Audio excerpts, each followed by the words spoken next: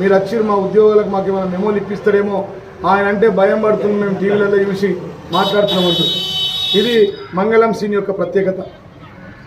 పిప్రి degree కళాశాలలో ఉన్నటువంటి young India school 200 కోట్లది ముఖ్యమంత్రి రేవంత్ రెడ్డితో కుమ్మక్కై కిషన్ రెడ్డితో ఫోన్ చేయించుకొని వాళ్ళిద్దరి ఫెవికాల్ బంధం కాబట్టి అయ్యా నా 10 ఎకరాల అసైన్మెంట్ ల్యాండ్ ఉంది, దాని పక్కకి ఇది వస్తే ఇదంతా కమర్షియల్ బిల్డింగ్ అవుతుంది, నేను అక్కడ బ్రహ్మాండంగా బిల్డింగ్ కట్టుకోవచ్చు అనే ఉద్దేశం. మీరు వెళ్ళి చూడండి, యంగ్ ఇండియా ఎక్కడైతే అలాట్ అయిందో దాని పక్కన 10 ఎకరాలు రాకేష్ రెడ్డికి చెందిన 10 ఎకరాల అసైన్మెంట్ ల్యాండ్ కబ్జా కోరల్లో ఉన్నది. అది ప్రభుత్వ భూమి.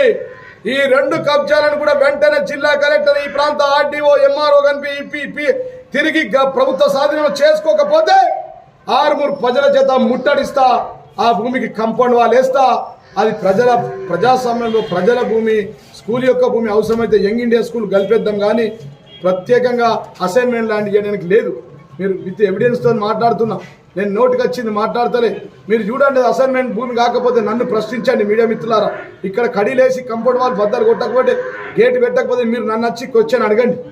ఇవన్నీ కూడా జనతా గ్యారేజ్లు 20 క్రైమ్లు అయినాయి. ఈ 20 క్రైమ్లకు ఛార్జ్ షీట్ ఎత్తాం. మీకు చెప్పినాం, చెట్లు కొట్టేసినాం, నేషనల్ న్యూస్ అయింది. మా మీడియా మిత్రుల పుణ్యమా అని దేశవ్యాప్తంగా న్యూస్ అయింది. ఆర్మూర్లో చెట్లు కొట్టింది.